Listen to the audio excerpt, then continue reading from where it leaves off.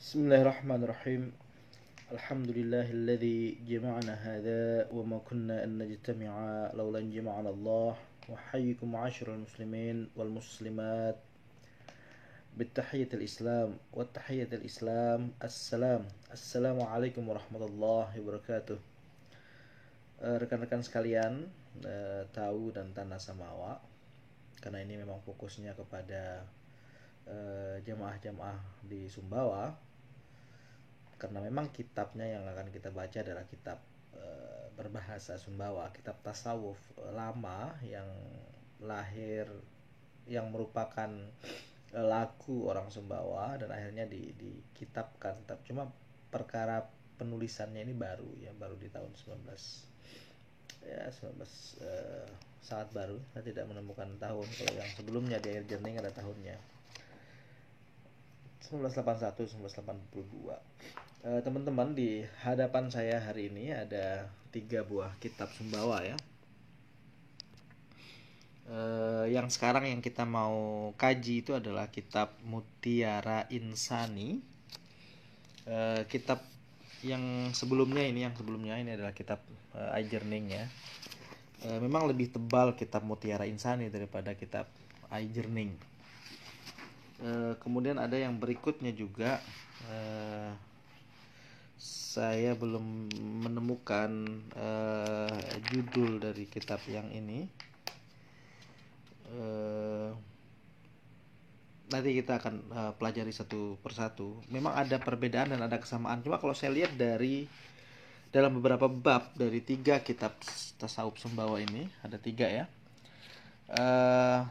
Jenis font tulisannya, ini tulisan tangan, ini berbeda satu sama lain. Yang ini, kemudian yang ini berbeda, tulisan tangannya berbeda. Kemudian yang ini juga berbeda tulisan tangan. Nah, ini 31 ya Aijerning, 2 Mutiara Insani. Ini tulisan tangannya berbeda, sangat terlihat kontras ya. Tulisan tangannya berbeda. Kemudian yang satunya, saya belum menemukan judulnya yang satunya. Nah, pengarangnya, mohon maaf, mungkin saya tidak punya pengetahuan yang cukup, karena saya akan hanya mengatakan apa yang terbaca. Untuk Aijerning memang saya belum menemukan, mungkin karena fotokopiannya, belum menemukan nama Hasan al-Basri di dalam sebagai penulis Aijerning. Tetapi kalau di dalam kitab Mutiara Insani memang ditulis oleh Hasan Basri. Makanya ditulis di sini dilarang ya buka kalau tidak berwudu, begitu tulisannya. Cuma di sini ada diamanatkan, dia menuliskan untuk kepada seseorang, diamanatkan kepada Muhammad Soleh bin Ahmad Kampung Bosok, Taliwang. Itu kepada itu dia menuliskannya. Kemudian di sininya memang ada nama penulisnya, jelas ya. Di sini, maka tamo kitab ade bahasa Samawa tuka juluk Mutiara Insani hak al-fakir ilallah ta'ala Hasan Basri Kampung Sampir Atas Taliwang. Nah, jelas. Jadi kira-kira apa saja tema yang dibahas oleh kitab Mutiara Insani. Kalau kitab Aijerning itu lebih kepada tauhid. Di sini juga diulang tentang ilmu tauhid, tentang ilmu syariat. Cuma zikir juga sama. Cuma di sini ada banyak perkara-perkara syar'i seperti tahlil, seperti sholat qada. Saya akan baca sedikit. Misal dia memulai dengan sama dengan Aijerning, kitab bab awalnya tentang perkara kepanglis waktu 5, tentang waktu sholat fardu. Jadi sekali lagi basis syariat orang Sumbawa itu sangat menekankan tentang bagaimana pentingnya daripada sholat 5 waktu itu. Maka selalu semua kitab rata-rata mengawali dari pembahasan tentang bagaimana falsafah, tidak hanya syar'inya, tapi bagaimana falsafah tasawufnya keluarnya waktu 5, hubungan dengan tubuh manusia, bahwa memang manusia sangat membutuhkan sholat 5 waktu itu sebagai tiang agama secara syariat, tetapi secara tasawuf juga menjadi eksistensi diri manusia di hadapan Tuhannya, itu adalah sholat. Kemudian manik Nabi laku tahu bilin sembayang. Kemudian bab tentang tarkus sholah, kalau di iJourning itu di tengah-tengah tentang manik itu adalah dalil-dalil tentang bab tarkus sholah, dalil-dalil tentang orang-orang yang meninggalkan sholat. Kalau di iJourning di tengah-tengah, ini diawali dari awal, kemudian terus gitu ya, lebih ke tasawuf gitu, syariat.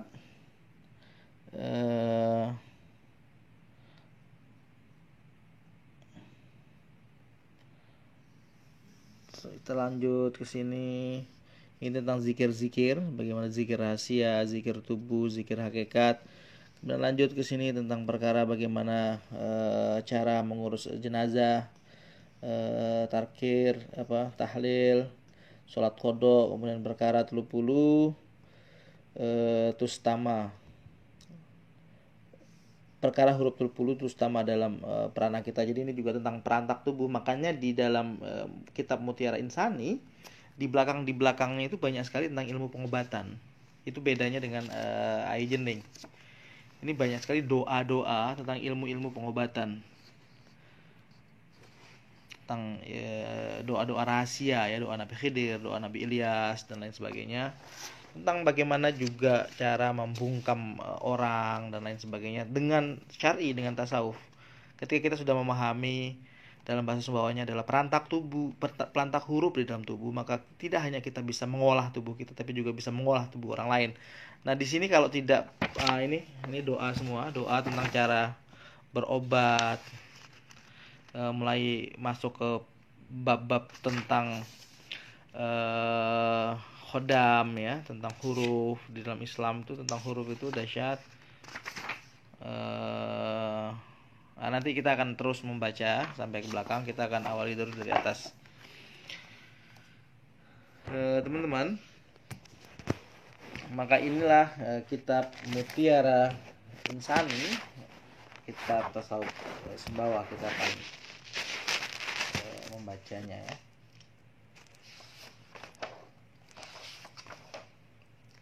Seperti kitab iJourning sebelumnya, ini diawali dengan perkara waktu 5. Pasal pertama, keterangan kapang lis waktu 5. Sila mau paham gitu ya.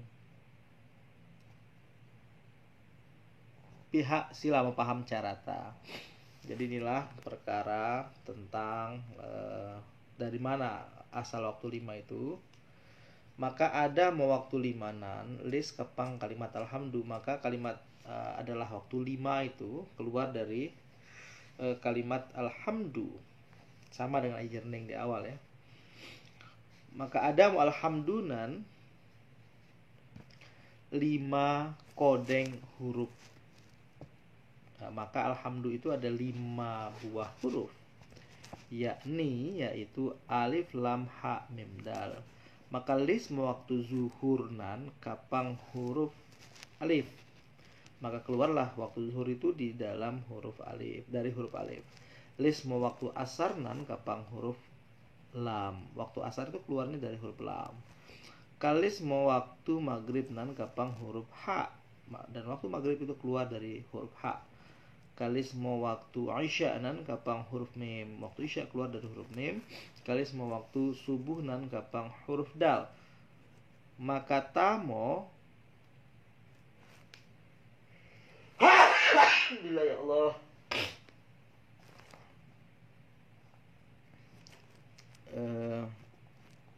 Maka tamonya rupa gambar kapang lis waktu 5 nan sila mau paham gambar ta. Jadi gambarnya itu ada tulisan ya, alif, lam, ha, mim, dal. Zuhur,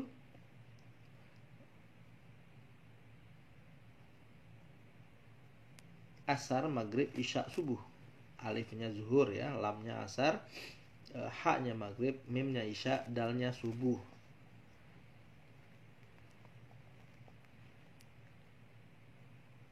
Cahayanya. Jadi di bawah alif itu cahayanya. Kemudian alif itu warnanya kuning, lam warnanya merah, ha warnanya beko, mim warnanya pisak, dal warnanya putih. Nah, saya tidak yakin apakah penulis Mutiara Insani dengan Eye Journey sama, karena ada perbedaan di sini tentang warna-warna huruf. Meskipun sama-sama tertulis di sini tafaulannya kepada Syekh Abdul Qadir Al-Jailani, mursyid dari Thariqah Qadiriyah. Sama-sama merupakan pengikut Thariqah Qadiriyah. Kemudian alif itu Muhammad, lam itu Abu Bakar, ha itu Umar, mim itu Utsman, dal itu Ali.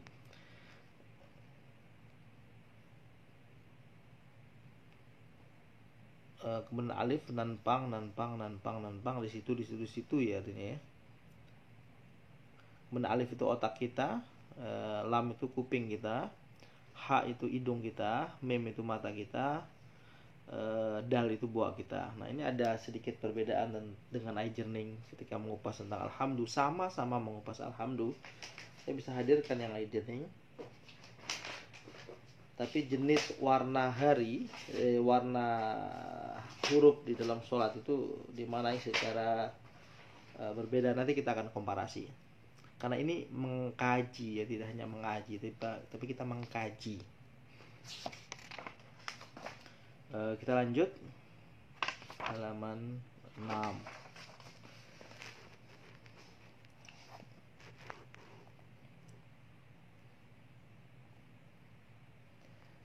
Ar-Rahman, dari mana kita baca ini? Dari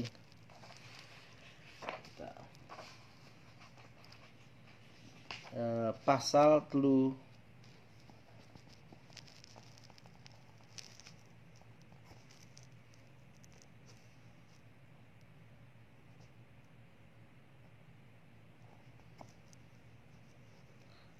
Ar-Rahmanan dari sama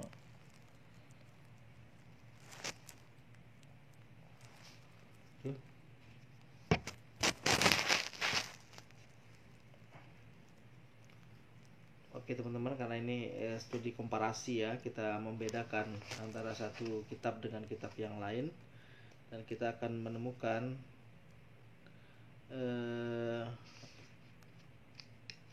bagaimana sejarah penulisan daripada kitab-kitab Sumbawa yang ada.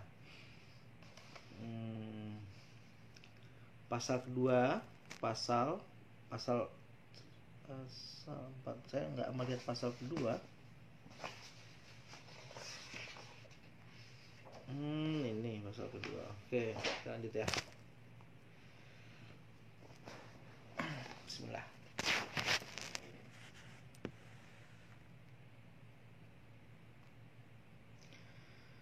Pasal kedua, pangnyata nasihat Nabi kita laku tahu bilin sembayang. Inilah perkara nasihat. Pasal kedua adalah tentang nasihat daripada Rasulullah kepada orang-orang yang meninggalkan sholat. Madik Nabi SAW, Rasulullah SAW bersabda, man taraka sholat subhi, barang siapa meninggalkan sholat subuh, tabarru aminhul iman. Nah, yang ini pasal ini ya, sama dengan kitab Eye Journey tapi di bab ke-20, pasal ke-20. Kalau di dalam kitab Mutiara Insani itu di dalam bab kedua tentang dalil-dalil orang meninggalkan sholat. Ini perbedaan, bahwa memang buku dua ini berbeda, tapi poin-poin yang dibahas sama, tapi pendalamannya juga berbeda gitu. Man tarokas sholat subhi, siapa meninggalkan sholat subhi, tabarru minhul iman wa man munadin minas sama ya ghadir, yakni sai tahu bilin sembayang subuh, maka beseka monya kewa imannya. Orang yang meninggalkan sholat subuh itu dia akan terpisah daripada iman dan keyakinannya, berkurang imannya itu.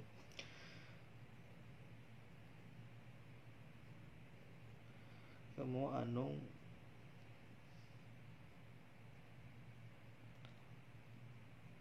maka berengumo anung barengu kapang langit, maka berserulah yang berseru dari langit,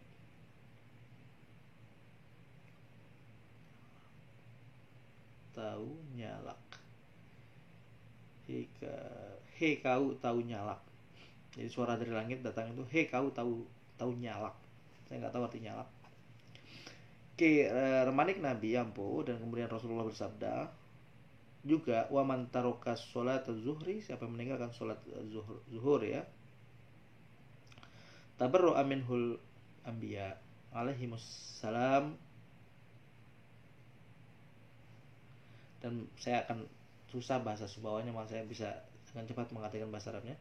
Siapa yang meninggalkan sholat zuhur maka dia terlepas daripada Rasul, daripada para nabi, dari pengawasan para nabi ya. Kemudian sembahyang zuhur maka basekamo kisarea nabi-nabi maka berengu ke pang langit, hei kau tahu rugi, orang yang merugi ya. Ya rugilah kita ketika kita terpisah daripada Rasul, daripada Muhammad, daripada para nabi. Kira manik Nabi ampu dan kemudian Rasul bersabda, wa man taraka sholatal asr, siapa meninggalkan sholat asar, tabarru'a minhul malaikatur rahman.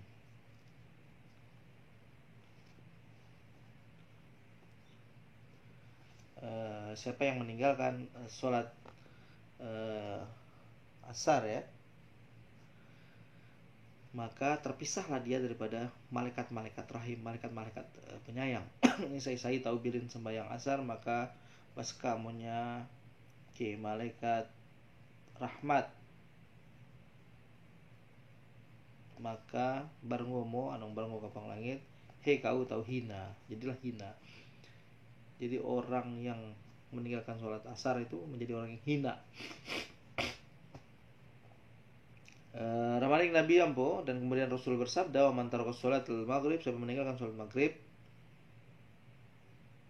tabarru'a minhul Qur'an, maka orang itu akan terpisahlah daripada Al-Qur'an. Saya itu barengomo, maka disebut kafir di sini ya, orang yang meninggalkan sholat maghrib. Ramaling Nabi ampo dan kemudian Rasul bersabda, berarti siapa yang meninggalkan sholat isya, tabarru'a minhul rahman, siapa yang meninggalkan sholat isya, maka dia itu terpisahlah dari seluruh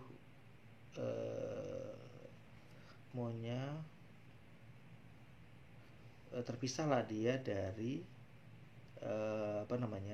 dari kasih sayang Allah Subhanahu wa taala.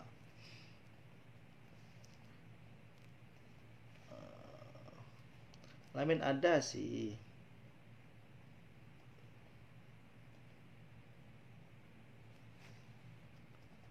baskamonnya kinene.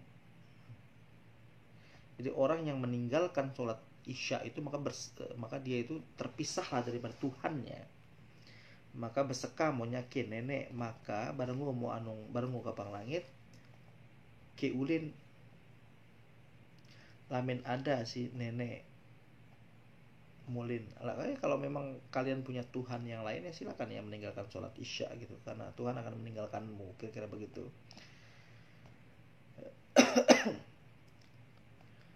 Aku Allah Ta'ala maka lagamo mulalo buya akulin. Jadi kalau kalian meninggalkan sholat isya maka inilah aku. Kalau kalian punya Tuhan yang lain maka silakan cari aku yang lain gitu. Na'udzubillahi min dzalik.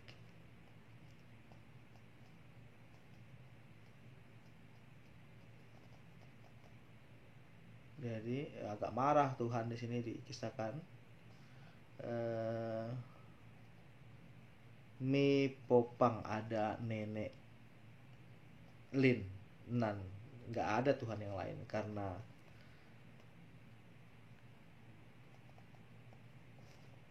akhirnya begitu ya. Nanti akan saya pelajari dulu lebih dalam, baru kita akan melanjutkan mengaji. Tapi kita sudah mulai masuk ke bab pasal kedua ya, tentang kitab Ajurning, dan nanti akan berlanjut juga kepada kitab-kitab Sumbawa yang lain. Demikian teman-teman untuk mengawali saja kitab ngaji kitab Al-Jirning ini, dan kepada Syekh Hasan Al-Basri pengarang kitab kita kirimkan Al-Fatihah. A'udzubillahi minasyaitonirrajim. Bismillahirrahmanirrahim. Alhamdulillahirabbil alamin arrahmanir rahim maliki yaumiddin. Iyyaka na'budu wa iyyaka nasta'in ihdinas siratal mustaqim siratal ladzina an'amta 'alaihim ghairil maghdubi 'alaihim waladdallin. Amin. Ya, demikian teman-teman. Jadi bahwa bagaimanapun Sumbawa itu basic daripada akidah, ibadah, akhlak, tasawufnya itu adalah basicnya dari penjabaran sholat 5 waktu. Maka tetaplah yang namanya sholat fardu itu pokok. Demikian ketika makanya kata-kata waktu 5 di dalam lingua franca Sumbawa, di dalam bahasa sehari-hari Sumbawa itu melekat begitu dalam kehidupan sehari-hari. Semisal ketika seorang anak berangkat merantau untuk bersekolah, ya, pengertian merantau di Sumbawa itu rata-rata untuk sekolah tradisinya. Seorang tua selalu mengingatkan tentang nabilin adilimanan gitu. Nabilin adilimanan artinya jangan tinggalkan sholat fardu, karena sholat fardu itu telah menjadi basic daripada tidak hanya pengetahuan tapi juga laku tasawuf, laku akidah, laku ibadah daripada orang Sumbawa. Makanya kupasan terhadap waktu 5 itu sangat panjang dalam tiap-tiap bab pembahasan daripada ilmu-ilmu Sumbawa lama. Demikian teman-teman, sebagai awalan, dan banyak sekali temuan-temuan baru saya dalam doa-doa yang dibuat di dalam kitab Al-Jirning ini. Kita akan lanjutkan di kemudian hari di dalam ngaji berikutnya. Billahi taufiq wal hidayah. Wassalamualaikum warahmatullahi wabarakatuh.